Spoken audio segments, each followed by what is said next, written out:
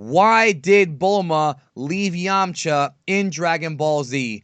Well, my new friend GamerGirl54 and I are going to talk about it next. Don't forget to subscribe for more videos like this. Share this video out to the world, and I thank you very much for your support. Although we did not see the actual breakup on screen in Dragon Ball Z or in the manga, we know that Bulma left Yamcha at some point and hooked up with Vegeta. And if you want to hear the video I did where I talked about why Bulma fell in love with Vegeta, that link will be in the description down below. But joining me here to talk about why Bulma left Yamcha and what the reasons could have been based on the evidence we have from the manga and from the anime, please welcome Amber, also known as GamerGirl54. Let's welcome her to the community, everybody. How are you? I'm good, thanks. Thanks for having me. Anytime. And yes, folks, she is Canadian, so that's what I'm talking about. So definitely go subscribe to Amber. I'm going to put the link in the description down below. Amber does video game, anime, and TV show stuff, and she's hot. So why would you not want to sub? So click the link down below to her channel. Check her out. Subscribe to her. Support her. She's our new friend. So hopefully that's a good enough plug for you. Very good, thanks. Okay, so let's talk about the topic. So, Bulma and Yamcha, right around the early Android Cell arc, right around there, we know that Bulma left Yamcha for Vegeta because at the time when Trunks arrived, he was from the future, and obviously in the future, Trunks and, or Vegeta and Bulma had already hooked up. So, but at the time when he arrived, Yamcha was still with Bulma. I mean, that was still the situation. So during the 3-year time skip in between Trunks' arrival when he sliced Frieza up into pieces and the actual arrival of 19 and 20 when they appeared, Bulma left Yamcha hooked up with Vegeta. Now, you have a video on your channel, which I'll link to below, where you talked about this, but I want to kind of explore this topic a little bit. And it's implied, and again, we don't see this in the actual anime or the manga, it's implied that the reason why Bulma left Yamcha is because Yamcha was too much of a womanizer and was too unfaithful. So what do you think about that? Like, is that a logical explanation about what's going on? Oh, for sure. So I stated this in my video, of course, like you said. When we first met Yamcha, he was terrified of women. He couldn't even speak to them properly. He was passing out. He couldn't even hold her hand, sort of thing. And he basically went from like this shy, really nerdy, wannabe bandit type guy to basically, like you said, this womanizer who, every woman that walked past him, he was basically wanting to run after her and, fuck the shit out of her. Sorry to be, not PG. But yeah, I think it had a lot to do with it. And I think, like I said, at this point, when they were younger, it didn't bother her so much because she was younger. She didn't really know about relationships and like what was supposed to happen. So she just kind of let it fly over her head, sort of thing. But as she was getting older, I honestly feel like she was like, okay, what the fuck is going on in this relationship? Like, why is he not paying attention to me? Why is he paying attention to other women? Like, what's going on? Why is this not working out? Yeah, it was implied early on in Dragon Ball Z that even during the 5-year gap, they had kind of an on-again, off-again relationship. She was mad at him. He went to go play professional baseball, which was not in the manga, but it was written by Toriyama. Toriyama had submitted that to Toei for the anime, not in the manga, but I'm not going to go into a canon debate, but that we can pretty much say that he did play baseball during that time. It makes sense. And, it's one of those things where Bulma came off very promiscuous and very horny in the early part of Dragon Ball. And, Yamcha was, like you said, scared of women. But the thing is, guys and girls listening, even though a girl might come off like promiscuous and horny, it doesn't really mean that she is. And at some point during their relationship, she obviously wanted it to become a monogamous relationship. She wanted exclusivity with Yamcha. And I'm guessing what happened with Yamcha's character arc, which is crazy to think about because everybody talks about how great the Vegeta and the Gohan character arcs are. Well, Yamcha's got one too. Yamcha went from being afraid of girls, afraid to talk to them, like you said, to becoming somewhat of a womanizer, and it kind of backfired on him in a weird roundabout way. I mean, I'm sure by the Boo saga he was over it, but still. Now, here's the question I have for you. Again, we're going to go into a little bit of headcanon territory. And those of you watching the video, comment below and tell us why you think that Bulma eventually left Yamcha. If you think we're onto something, if you have another theory. I wanted to ask you, Amber. Obviously, at least in my view, Bulma was the one that decided to end the relationship, because there's the scene during, I think it was episode 124 or 123 of Dragon Ball Z, where Yamcha is like at the gym and he's like staring at these girls' asses. So Toei's kind of telling us right there that, okay, we already saw Trunks. We already knew like what was happening. That was Toei kind of telling us, okay, this is what's going on.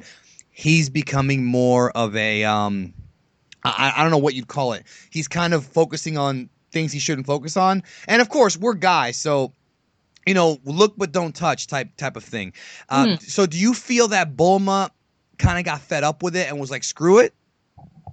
Oh, for sure. Like, we don't see a lot of these things behind the scenes, which I'm a girl. I wish they would show these things. I wish they would have shown Bulma and Vegeta getting together and so on and so forth. But, this show is all about fighting and everything. So they're not going to show shit like that. But I think, she's starting to notice these patterns of he's not spending enough time with her. Yes, he's training, for the androids and for everything else. But at the same time, she's seeing that he's distancing himself from her.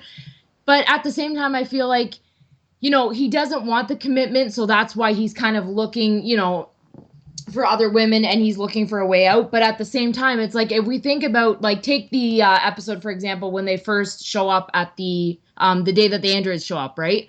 Bulma and Trunks are there, and of course Yamcha and Gohan and everybody. And, the first question is, well, where's Vegeta? And they're asking about Trunks, right? And you can see Yamcha's expression when Krillin says, or I think it was Krillin, I can't remember, it's been a while since I watched the episode, but basically they're asking Bulma about Trunks, and then Yamcha's automatic response is, wait till she tells you who the father is. And his face is literally like, it's not me, what the fuck? Like, yeah. You know what I mean? So nobody really witnessed what was going on. This is kind of a behind the scenes thing. Mm-hmm. Yeah, and now here's my question to you, which I really want to dig into and kind of pick your brain here. What do you think the Vegeta factor was here? Because clearly Vegeta shows up and he's at the at the Capsule Corp headquarters, training in the gravity room. Obviously, he was training. She was, let's be real about it, guys. She was turned on by this, this extremely powerful guy. Maybe not as strong as Goku, but at the time he may have been equal or even surpassed him during that short time. At least the second strongest guy on Earth. Of course, I don't want to get into the psychology of things, but there is a survival replication value here where females, I hate using that word, but women, let's be PC here. Women are more attracted to the more fit, stronger alpha male. And I feel like Yamcha had been dragging so far behind everybody else. Tenshin Han surpassed him significantly. I don't even think Yamcha came close. Krillin, Piccolo. It's like Yamcha was kind of left behind and kind of became the joke of everything.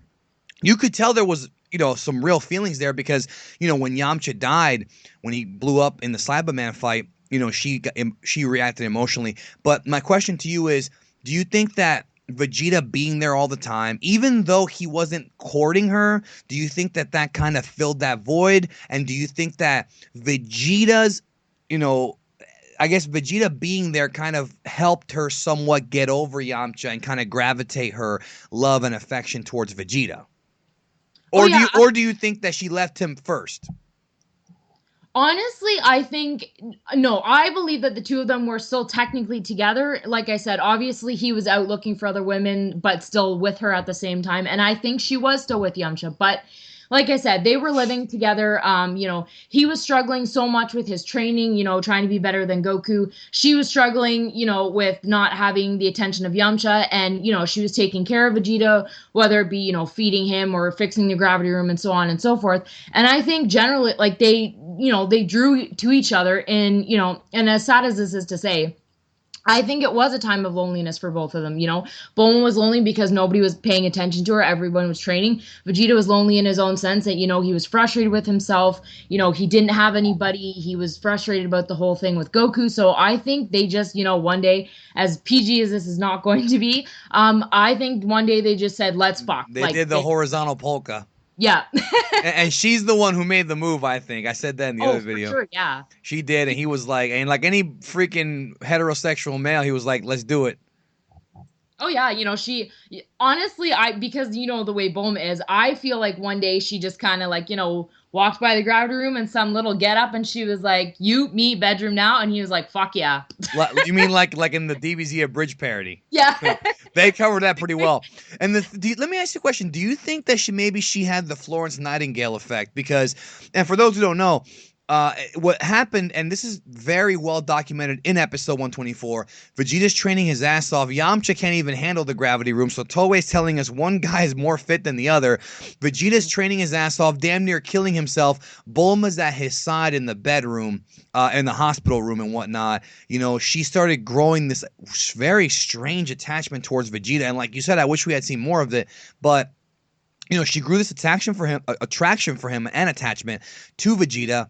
And I feel like, him always, almost killing himself I think kind of brought out kind of the nurturing mother side of Bulma. Because again, going to the psychology part of things, women like yourself are essentially most women subconsciously meant to be nurturing because you're meant to have babies. That's what you're on earth to do. So, you have to have that inside of you. You have to have that kind of caring inside of you. So do you think that Vegeta killing himself and him allowing Bulma to take care of him was part of the I guess I call it the Florence Nightingale effect from Back to the Future Part 1, where she kind of felt bad about it, but she also was starting to get attracted to him?